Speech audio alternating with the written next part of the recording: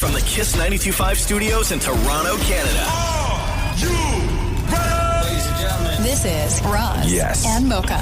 It's Roz and Mocha. What's going on? Hey guys, this is Bruno Mars. This is Selena Gomez. The Chainsmokers. Lady Gaga. Calvin Harris. Alessia Cara. This is Ed Sheeran. You're listening to my boys Roz and Mocha. Roz and Mocha. My boys Roz and Mocha. The Roz and Mocha Show. Between Roz and Mocha, who is your favorite? Roz. Mocha. I think Mocha. You guys are so funny, man. Congratulations, Lisa! Wow! You just won $1,000. That's amazing. Y'all just made my entire morning. Keep it up. You guys are awesome, man.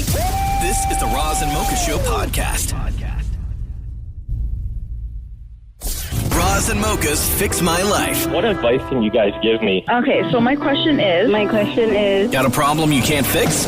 Roz and Mocha got you. Hi, Michelle. It's your boyfriend's Roz and Mocha. How are you? Good, how are you? Good. What's got you stressed? I'm moving back home and I'm completely stressing out. Oh, no. Michelle Ewer says, hey, Roz and Mocha, fix my life. So, moving back from Ottawa, which is a very boring city. I grew up in Toronto, and the city I remember is fun, and there's always something to do, but things have changed a lot, and I don't know where to start to find things to do or how to make friends again. I moved back for nursing school. I like doing outdoorsy things with my dog. I like traveling and exploring new places, but feeling a bit lonely and alienated being back here. Trying to be social at this age is tough, and I'm ready for bed at like 9 p.m. So, Michelle, how old are you? 29. Ain't nothing wrong with going to bed at 9 o'clock? It's very healthy. No, I have no shame. So, how long were you in Ottawa for then? Just over a decade. Okay, Oh, so wow, what long time. happened in Toronto to like your family, friends, people that you knew before you moved to Ottawa? Well, my parents are still here, but all my friends have scattered now, and I just don't know where to start to kind of get out there and be social. Have you tried to like reach out to any of your friends? Like even the ones that you've still kept in touch with, maybe maintained a friendship with while you were still in Ottawa? Oh, for sure, but everyone's kind of virtual nowadays, and I'm looking for people to like join a club with or do things on the day-to-day kind of thing. You moved to Ottawa, why? I originally went there for my degree. Okay. And then stuck around. And then you were there for 10 years, and now you moved back to Toronto because of what? For more to be school? closer to my parents and for school. So you're still in school, 29. Yes.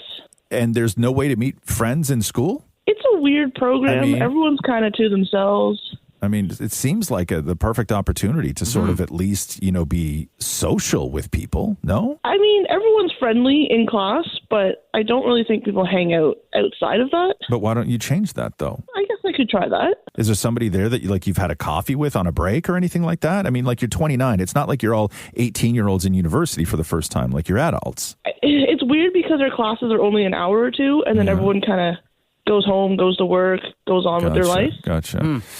So you're wondering, how to make friends as an adult, which is very difficult to do. We've had a lot of these calls over the years, 29, 30, into your 30s, starting fresh, and trying to make friends at that age is really tough. But I think that you touched on something earlier, which is you want to join clubs, and we've always said that that's a great way to do it because instantly you have something in common with people. So if you have nothing else to talk about, like you don't like talking about yourself, you don't like whatever, you talk about your mutual interests, which you already know they have. And I would start there. Like if you're, the type of person who likes going out in the world, doesn't mind doing things with strangers and taking a shot on life, I think that's where you start, girl. I think I'm going to try and do that. Most times we have these conversations is trying to get people to that point. It's trying to get people out of their shell, trying to convince them to take the chance, to sort of be nervous and be vulnerable and all of that stuff. But you're already that person. You just got to do a little research. I do a lot of traveling too, so I don't think meeting people is the problem. I think it's finding people who have the same interests as me, and I don't really know where to even go for that. What are you interested in? What are you interested in? I do a lot of video gaming. I do a lot of like outdoorsy things like camping, fishing. I play some sports. Okay. So there are a ton of apps out there that you could join and various groups. Like there's one that I use called Meetup.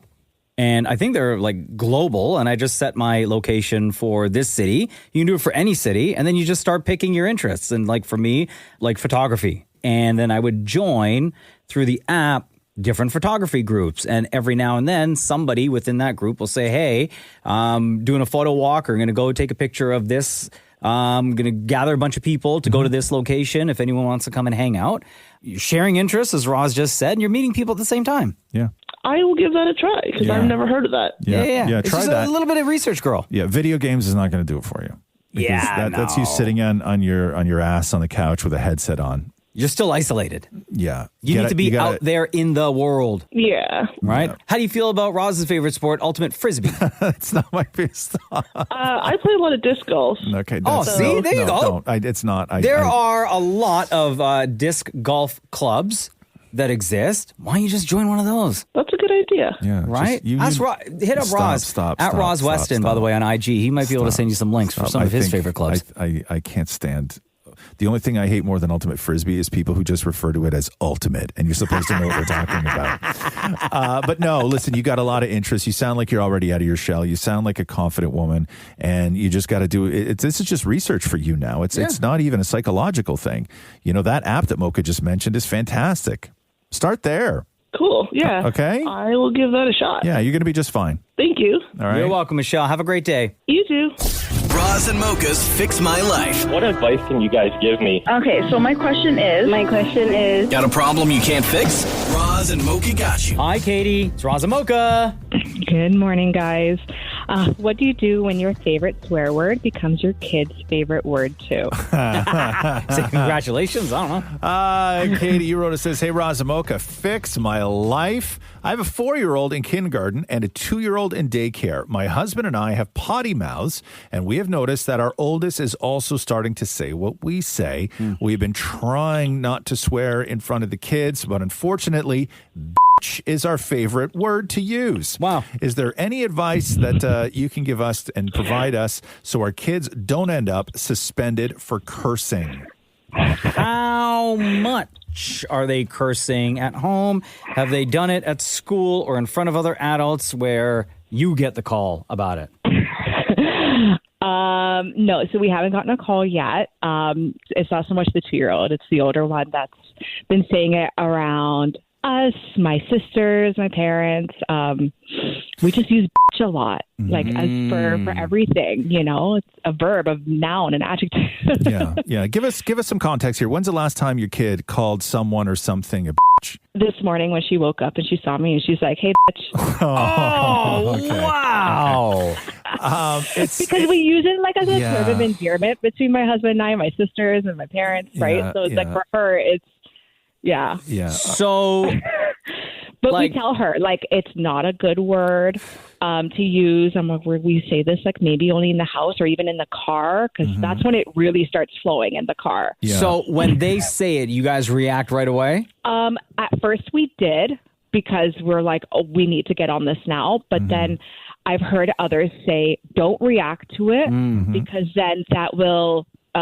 If we react, it's going to give them the reaction that they want. If we don't react, we ignore it. Yeah. So because sometimes they may be using it just to get that reaction from you, right? Just to get the laugh. Because they know it's not a word they should be saying. So we avoided using the term good word, bad word with Roxy because our kid also grew up in a very sweary household.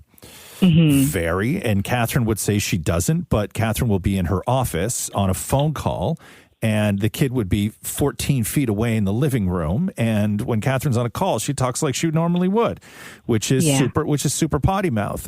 So we avoided good words, bad words, just because as soon as you label something a bad word, it's going to intrigue the kid, right? Of course. But you can go hardcore. And I don't know how hardcore of a mom you are, but to a 4-year-old, I think that you got a lot of creativity at your disposal. You can simply say to them, listen, that's mom's favorite word, dad's favorite word. It's a word that like parents use a lot. It's not necessarily a word that kids use a lot. And also, if you say it at school, mommy's going to go to jail. Wow. I wasn't going to go that extreme, but...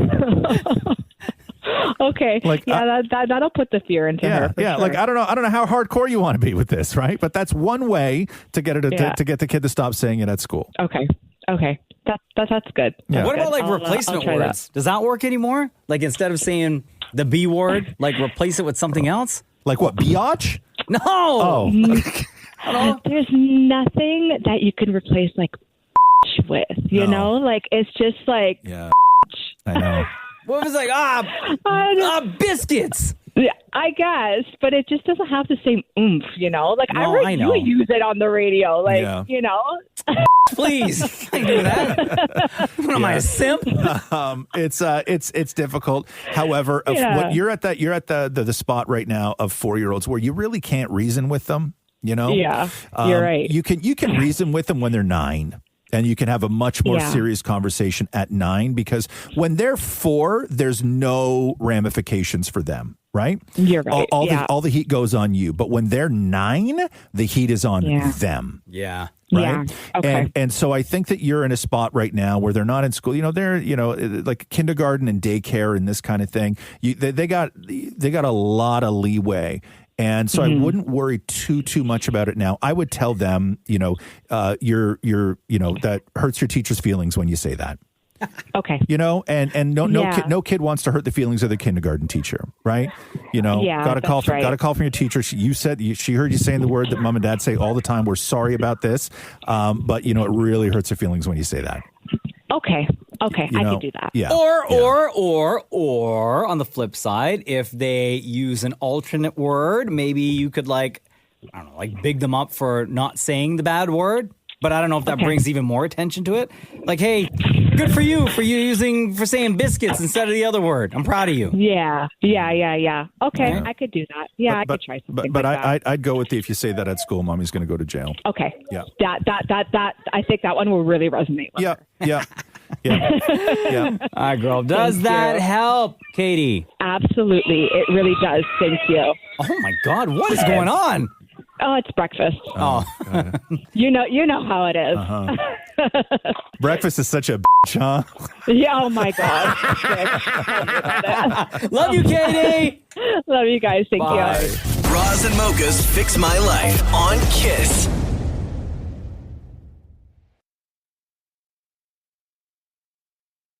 Roz and Mocha's Fix My Life. Update. Jess, hello. It's Roz and Mocha. Good morning. How are you guys? Wonderful. Last time we talked to you was in October. So, Jess, welcome back. The last time you wrote us, I just want to reread what you had said to us back in October. It was, hey, Roz and Mocha, Fix My Life.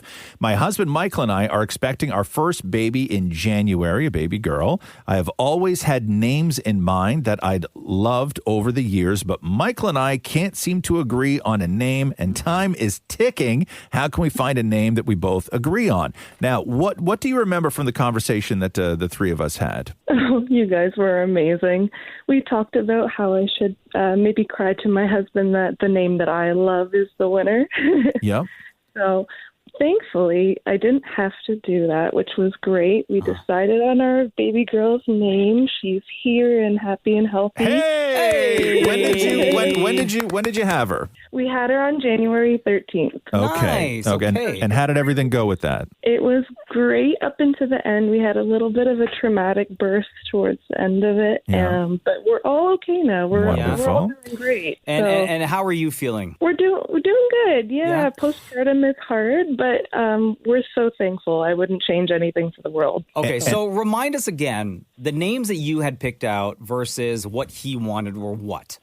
So I had one name in mind that I absolutely loved. He didn't have any names. Yeah, he didn't. Yeah, he was just being difficult. He just didn't like your one name, right? Yeah, it was growing on him, and so one day it was actually I'd stopped pushing it completely. Yeah. Because I wanted him to maybe come up with something on his own, come to me. He came home from work one day. He's like, you know what? I really love that name. I think that's the winner. He just said it enough in his own head, right? Exactly. Yes. Okay, so you guys did decide before you had the kid what the name was going to be, right?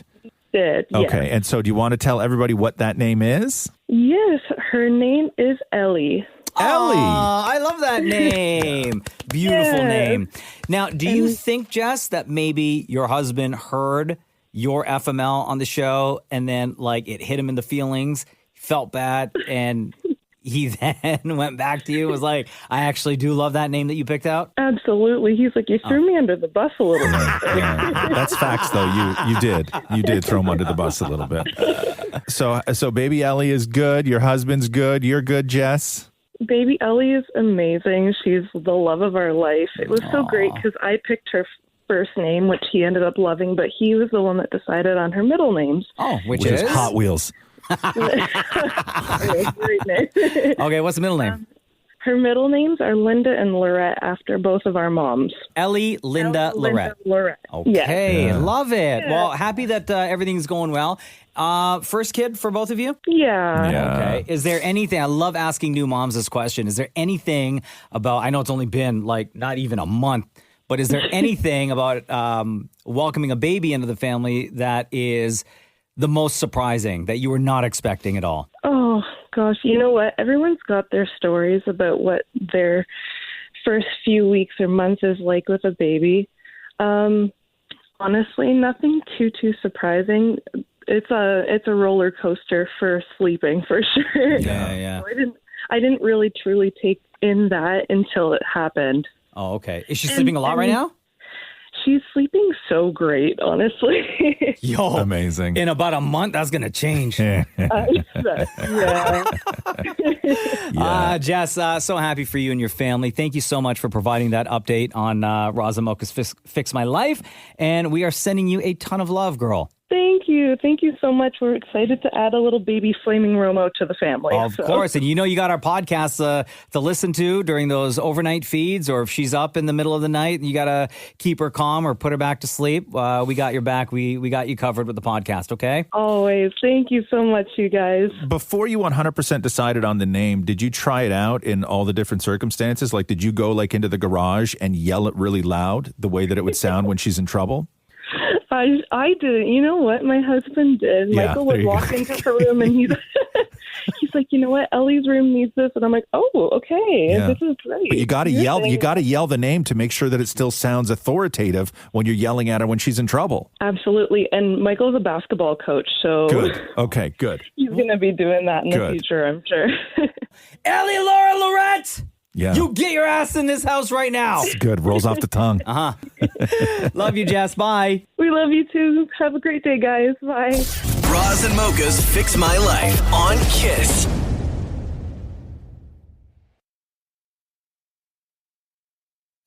Roz and Mocha's Fix My Life. What advice can you guys give me? Okay, so my question is... Got a problem you can't fix? Roz and Mocha got you. Lena, welcome to the Roz and Mocha Show. This is FML. What's going on with you? A surprise once in a while would be nice. Oh, wow. Lena, you wrote us this. Hey, Roz and Mocha, Fix My Life. How do I get my other half to plan more surprises? He doesn't plan any. For Christmas, he's the type to take me out to buy my gift and make me wrap it and put it under the tree to open on Christmas. My birthday is on the 9th, and I'd like for him to plan something or surprise me with something. He's just not that kind of guy, huh? No. What does he... It's been 20-something years. Yeah. So when it's not your birthday and it is like Christmas or it's somebody else's birthday, do you have kids? Yes. Okay. Or it's a kid's birthday or it's his mom's birthday. Who takes care of all of the gifts? Me. You do. Okay. So every other birthday and occasion in the house that has anything to do with any other member of the family, you're the one that takes care of the gifts. Yes. Okay. So you see the pattern here, right? Yes. Okay. So he has no responsibility in that world. No. Okay. And you guys have sort of built your relationship around the fact that he has no input or responsibility in that world. Well, surprisingly, this Christmas, he went out and got all his coworkers like little mini toolboxes. So I was like super surprised. So he's capable. Okay. Oh, okay. So you just feel like he's not putting in the effort when it comes to your birthday the way you put in the effort year round. Right. Exactly. Because this is the only time he actually does have to think about doing something like that and like thinking ahead specifically about you and you only because you think about everybody else and get everything else done. Is that what it comes down to? Yeah, I feel like that. Okay. Like, I mean, he doesn't have to. It's been 20 years. I totally understand. But it's my 40th this year. So I'm like, can we do something? Like, you know? Like, he doesn't get hints very well either. Do you think that he just like assumes that you'd rather pick the gift out yourself so he doesn't screw it up? No, I don't think so. I think he knows once in a while it'd be nice to get like it doesn't have to be a crazy surprise or anything, just something, that I didn't think about. Knowing him as well as you know him, what's his taste like in gifts for you? Does he even know what you like? He does. Does he know what you need? 20-something years. Well, don't assume that. Does he know what you need? Does he know what you think would be the perfect gift? Yeah. He does? Yeah, I think so. Okay. Like, I'm a big foodie. So, like, even if he goes like, hey, let's go for dinner. Okay. And he doesn't tell me where to go, and we go somewhere nice, and he just surprises me, that'd be nice, you know? Oh, so hold on a second then. Lena, have you had this conversation with him? Yeah. Oh, so why don't you say that? Like, listen, we both know my birthday's coming up, and here are some options. I would love to maybe have dinner at this place. Like, kind of like guide him, lead him in that direction for then him to take the ball and run with it and plan everything. No, he wouldn't. No, he'd be like, well, then you have to call and book it. And you'd have, like, literally we go to a restaurant and he'll make me pay for it, but like with his card. But if you say, like, I've always wanted to check out, this particular restaurant, or I like this type of food, here are the options of restaurants, you choose. Do you think he would We actually do that? Just had a conversation about that, like, because we had a kids-free weekend the other day, and so we were like, looking at, these locally are actually really neat. We haven't tried or we haven't done whatever. I'm like, it would be really nice to go there for dinner instead of a breakfast, or like we have talked about it. So he knows there's options. Okay, out hold there. on a second. I'm just throwing out options here, Lena. Yes. What if you were just like straight up direct and say, my birthday's coming up, I want to do something, and it would mean a lot if you plan something. I could try that, yeah. Yeah. Is he the breadwinner in the house? No, we both equally. He does definitely equal. make more than I do, but... Because sometimes what happens is guys do this thing in their head of what they contribute and what their jobs are, but they don't often articulate it. And so for, some guys, it's like, okay, well, I do all the stuff that is unspoken. I'm the reason why we have, lights on in the house and warm beds to sleep in at night and a fridge full of groceries. Those are my jobs. Your jobs are this, right? And that's how households oftentimes get divided, is there's just the sort of like unspoken roles that you guys will each fall into. One, because you're better at it than he is. You don't want your husband in charge of buying all the gifts. Let's be honest, right? That's true. If he said, hey, why don't you take this year off? Let me take care of all the family's birthday presents. You'd be like, oh, God, no, right? Actually, I wouldn't mind that. You would hate it. So I think the only way to deal with this is to understand his limitations, okay? Because you've obviously been okay with this. You've been together with the man for 2 decades. Yeah. Okay, so in his world, you're fine with this. Yeah. Okay? And I think that you just need to say to him something along the lines of what Mocha said, but I think you can be a little bit more blunt and say, hey, listen, you know what I do. Every single birthday that comes across our calendar as a family, I'm the one that takes care of it. And I don't mind it because I'm good at it. But here's the deal, man. I'm turning 40 in a couple weeks, and you're going to surprise me. I will not complain. I won't question your decisions, but there's going to be food and there's going to be something fun. Do it. Okay. Yeah, I can do that.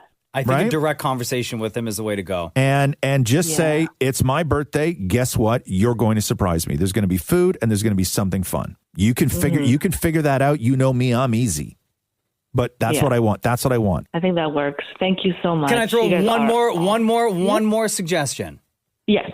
After he does whatever he does, maybe you say to him, hey, I know you put some effort into this, into my birthday, into the gift, into whatever, and I really appreciate it.